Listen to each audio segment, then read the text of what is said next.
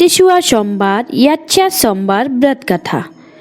प्राचीन समय की बात है। एक भाट था, एक भाटिन थी। भाट का नाम था कुदरती था। वह बहुत गरीब था। एक दिन भाटिन ने अपनी पुत्री और दामाद को भोजन खिलाने की इच्छा प्रकट की। भाट राजी हो गया। वह कई गांव से भिक्षा मांगकर ले आया। उसे खूब सामान मिला। भाटिन ने अच्छा भोजन बनाया।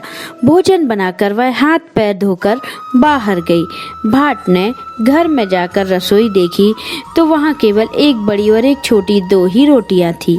भाटिन यह देखकर बहुत दुखी हुए। उन्होंने दामाद को बड़ी रोटी परोसी और पुत्री को छोटी रोटी खिलाकर दोनों को विदा कर दिया। इसके बाद भाट ने उसी समय श्री जगदीश जी के दर्शनों के लिए यात्रा प्रारंभ की। भाट घर के चक्कर रास्ते में जा रहा था। उसने देखा कि बहुत से आदमी वृक्षों के पत्ते तोड़ कर दाने तथा पत्तलें बना रहे हैं। लोगों के पूछने पर उसे ज्ञात हुआ कि राजा के यहाँ श्री जगन्नाथ स्वामी जी का भंडारा है। तब वही लोगों के साथ काम करने लगा। शाम को सब लोगों के साथ भाट भी राजा के महल में गया। पत्तल वाले पत्तलें देकर भोजन करने बैठ गए। भाट भी एक जगह बैठ गया। उसने एक पत्तल में स्वयं भोजन किया और दूसरी पत्तल बांधकर एक मटकी में रख दिया। सायंकाल छाछ बेचने के बाद स्त्रियां नगर में अपने गांव में जा रही थीं। उन्हीं में भाट के गांव की स्त्री भी थी। उनमें से एक को वह मटकी दे दी। छाछ बेचने वाली भाट की सौगात देखकर थोड़ी ही दूर चली होगी कि उसके सिर का बोझ भारी होने लगा। उसने बोझ को सिर से उतार कर भाट की पठौनी देखने की इच्छा से मटकी में जो हाथ डाला तो वह उसी में फंस गया। बहुत उपाय करने पर भी हाथ नहीं निकला। तब उन्होंने श्री जगदीश स्वामी जी का स्मरण करके कहा, भाट की सौगात भाट के यहाँ जाए, हमारा हाथ छूट जाए। इतना कहते ही हाथ बाहर निकल आया। घर आकर उस स्त्री ने अपनी सास से कहा कि इस मटकी को देखना नहीं, भाटिन को बुलाकर उसे दे देना। पर सास नहीं मानी।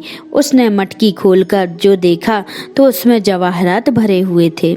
उसने सोचा कि मटकी भर गेहूं भाटिन को दे दूं और जवाहरात अपने घर में रख लूं। परंतु जब उसने गेहूं निकालने के लिए कच्ची कठोर का छेद खोला तब उसमें से कीड़े निकलने लगे। यह देखकर सास ने कहा, भाट की सौगात भाट के यहाँ जाए, हमारे गेहूं में गेहूं हो जाए। इतना कहने ही कठोर के गेहूं ज्यों के त्यों हो गए।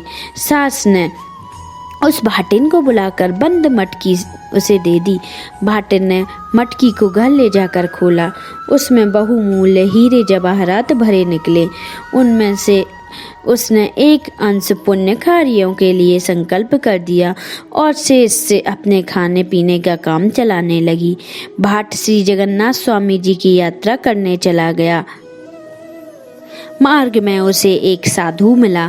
साधु ने उससे कहा कि यदि सचमुच तुम्हें श्री जगन्नाथ स्वामी जी की छड़ी लगी है तो तू हमारी धूनी में धंस जा। शीघ्र ही श्री जगन्नाथपुरी पहुंच जाएंगे।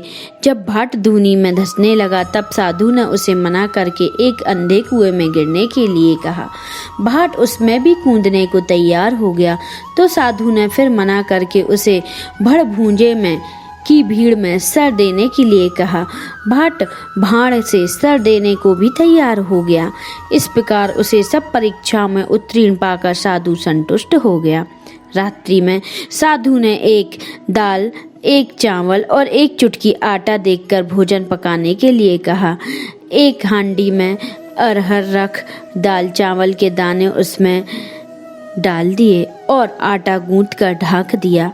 आँच लगते ही खिचड़ी हांडी से ऊपर उबल आई। भाट ने उफान में आए हुए पानी को पी लिया और उसी से संतुष्ट हो गया। थोड़ी देर में रसोई भी तैयार हो गई। उसने साधु से भोजन करने के लिए कहा। रसोई जूठी हो चुकी थी इसलिए साधु ने भोजन नहीं किया। भाट ने यात्रियों को खूब भोजन कराया, फिर भी भंडारे में बहुत सा भोजन बच गया। यह देखकर उसने साधु से कहा, बस मैं समझ गया, तुम ही स्वामी जी हो, क्योंकि ऐसी सिद्धि और किसी के पास नहीं है। मैं आपकी परीक्षा लेने योग्य नहीं हूँ।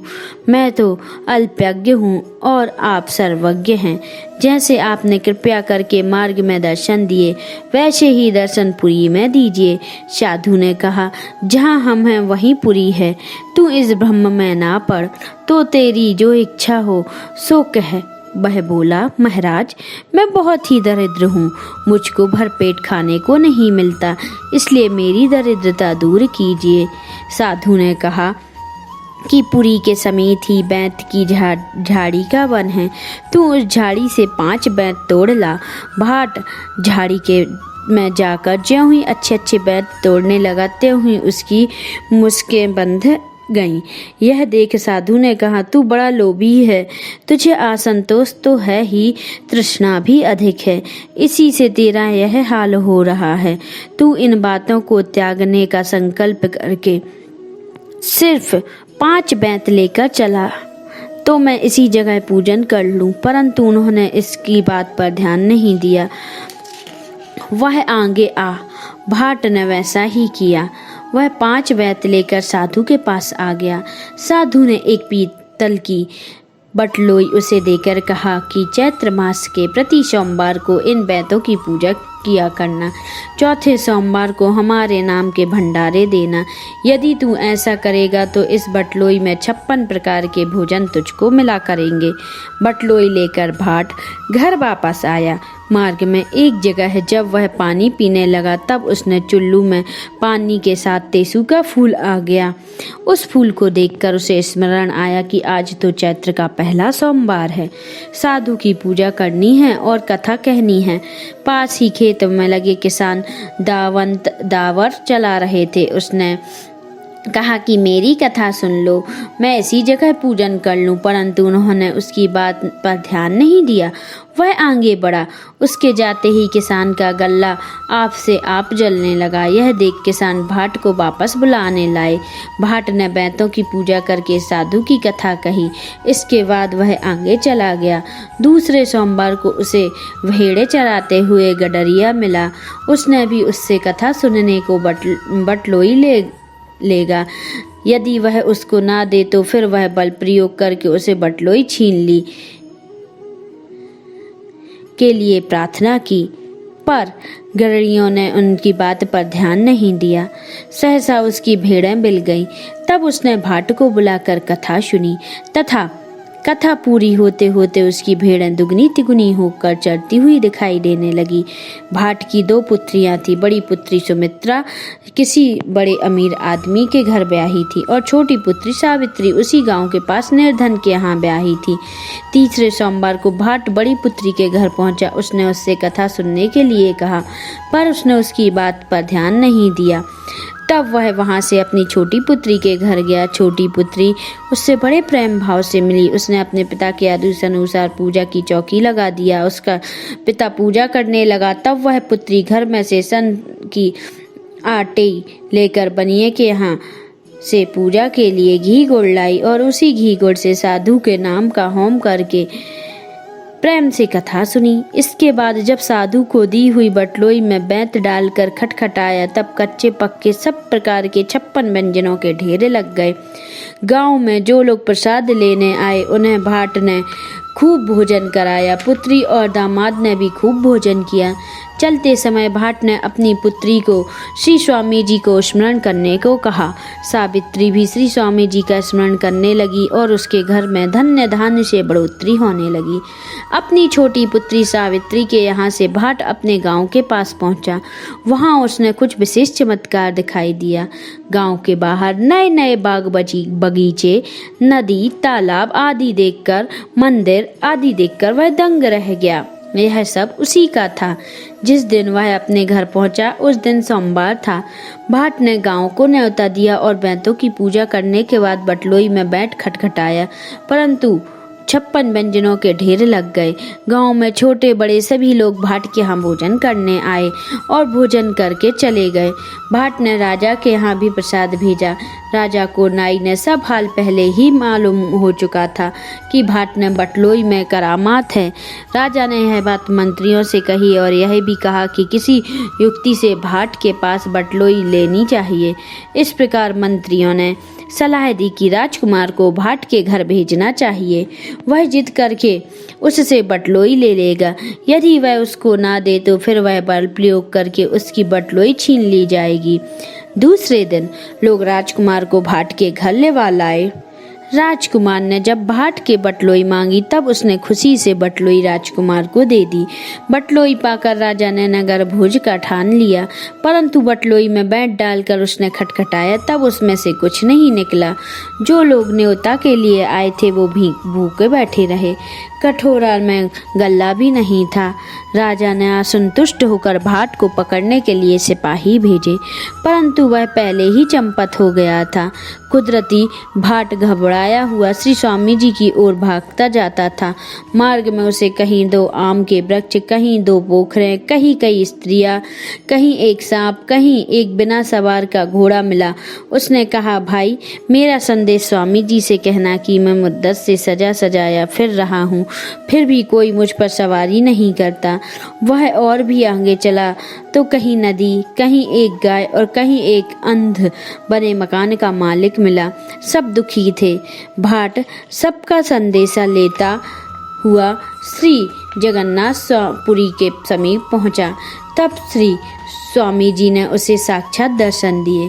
श्री स्वामी जी के दर्शन पाकर उसने बटलोई की घटना उन्हें बता दी और अपने बड़े दामाद का हाल भी सुना दिया। स्वामी जी ने कहा कि वापस जाकर राजा रानी से अपनी बटलोई ले ले और दामाद को कथा सुना दे। भाट श्री स्वामी जी को दंडवत करके घर की ओर भागा।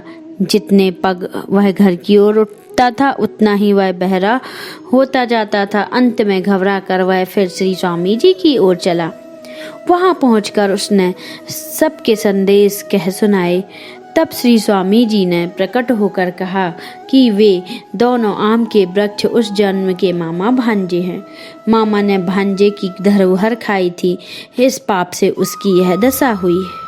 तुम 5-5 आम दोनों पेड़ों से खा लेना। तब उसने फल खाने लगे। दोनों पोखरें जब जन्म से की देवरानी जेठानी हैं, हमेशा कलह करती रहीं, कभी मिलकर नहीं रहीं, इसी कारण उनका कोई जल नहीं पीता। यदि तुम 5-5 चुल्लू जल दोनों पोखरों से पी लोगे तो सब लोग इसका जल पीने लगेंगे। बोझ वाली स्त्री स्वार्थिन है। उसने उस जन्म में दूसरे से अपना बोझ तो उतरवाए, परंतु उसने बोझ नहीं उतारे, इसी कारण उसको यह दंड मिला। यदि तुम इसके बोझ को छू दोगे तो सिर पर से उतर जाएगा। सिर पर बड़ा तवा लिए फिरने वाली ऐसी स्त्री है जिसने सास ननंद को की ओट करके चूल्हे पर तवा चढ़ाया और खाने बैठ गई। यदि तुम उसके तवे को छू दोगे तो उसका पाप दूर हो जाएगा। शरीर पर पीड़ा लिए फिरने वाली अभिमाननी स्त्री है। उसकी सास ननंद जब जमीन पर बैठती थी तब वह पीड़े पर बैठती थी, इसी कारण वह पीड़ा उसके शरीर को चिपका फिरता है। यदि तुम उसे छू दोगे तो वह गिर जाएगी। आधा बाग भी में आधा बाहर जो सर्व है वह उस जन्म का प्रधान है। उसने औरों की विद्या तो ली परंतु अपनी विद्या किसी को नहीं दी। तुम्हारे छूने से वह भी चलने लगेगा। वह जो गाय है वह जन्म की स्त्री है। उसने अपनी सौत और उसके पुत्रों से झगड़ा लगाया था, इस कारण अब उसको माँ बेटे का वियोग हुआ है। तुम इसको इकट्ठा कर देना। वह जो घोड़ा है वह अपने स्वामी को रण में जुझाकर भाग आया था।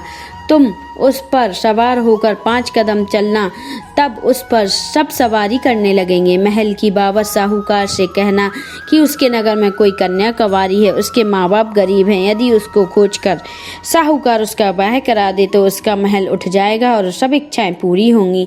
सबके संदेश भुगतान करता हुआ जब भाट अपने घर पहुंचा तो राजा ने बुलाकर उसका बड़ा आदर सत्कार किया और लड़की और दामाद को बुलाकर कथा सुनाई। इससे उसकी संपत्ति जैसी की तैसी हो गई। श्री त्रिशुआ सोमवार की पूजा इसी कुदरती भाट की यात्रा के समय से चली आ रही है। टेसु के फूल से प्रथम पूजन भी तभी से प्रारंभ हुआ। इसी प्रकार टेसु के फूल से पूजन की परंपरा भी यहाँ से शुरू हुई है, इसलिए इन्हें त्रिशुआ या टिसुआ कहते हैं। जय हो जगन्नाथ स्वामी जी की। जैसी टेर भाट भाट इनकी सुनी, वैसे ही आप हमारी भी सुनिए।